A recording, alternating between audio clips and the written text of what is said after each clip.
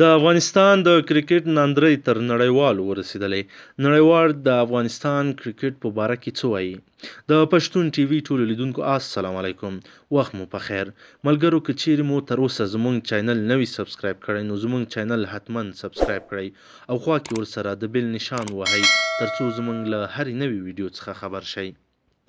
آسټریلیایي کرکټ شنان جیروډ کیمبر چې د افغانستان لوبې له نږدې څاري وایي چې افغان لوبډلې د نړۍ په کچه د خلکو په زړونو کې ځای موندلی و، خو اوس د زړونو دغه لوبډله د زوړ او ګډوډۍ ښکار ده. نوموړی په تیر کې هم د افغان لوبغاړو په توپوهنه نیوکه کړې وه او د شارټ پیچ توپونو په لوبولو کې افغان لوبغاړي پاتې راغلي بللي وو. بیا یې ویلي وو چې افغان لوبډله په یو ورځنۍ لوبو کې هیڅ داسې توپ وهونکی نه لري چې 50 او 100 منډې یې کړې وي.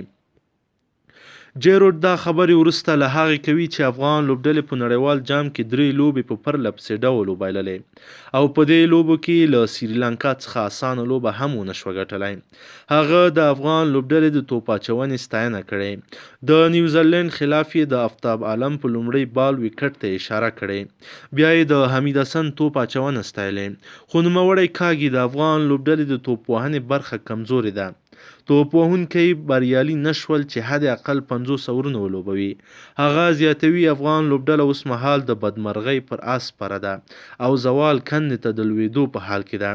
کیمبر خپلې خبرې داسې غځولې چې د شهزاد په څیر لوبغاړي کور ته ستنېدل هغه څه دي چې ستونزه لا پراخولی شي. نه یوازې دا چې د افغان لوبډلې په داخلي ګډوډیو افغانان خفه او اګاه دي، بلکې نړیوال کرکټ مینوال او شنونکي هم ورته اندېښنې لري. پاکستاني کرکټ مبصر رمیز راجا یوه اونۍ وړاندې ویلي وو چې افغان لوبغاړي حال وخت لپاره لوبه کوي او د راتلونکي غم ورسره نشته.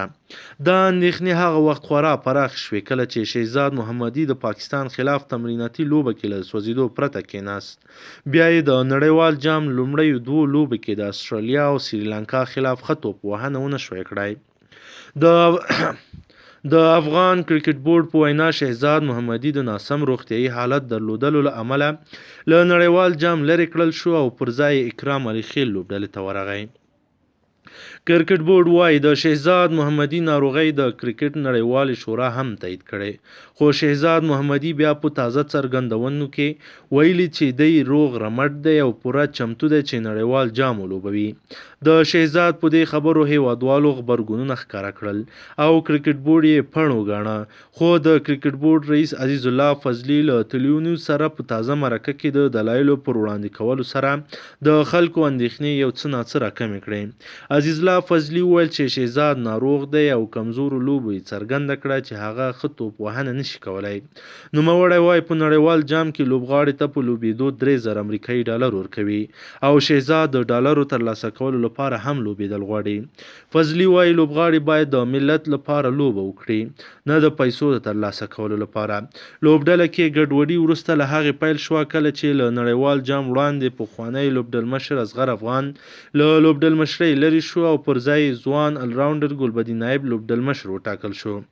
اصغر افغان له لومړي سره مرور شو.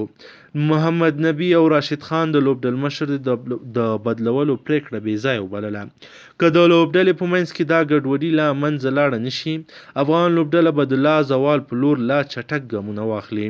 نو کرکټ بورډ او لوبغاړي دواړه خواوې باید د افغان ملت خوښي او د افغانستان هیلو ته پام وکړي او د ملي ګټو د خوندیتوب او د افغاني شان و شوکت ساتلو لپاره باید د پخوا په څیر د یو بل ملا وتړي. دوی ټول د ملت نمایندګي کوي. د دوی بې اتفاقي په نړیوال لوبه کې د افغانستان په بې اتفاقي دلالت کوي او دواړه خواوې باید دا ستونزې درک کړي.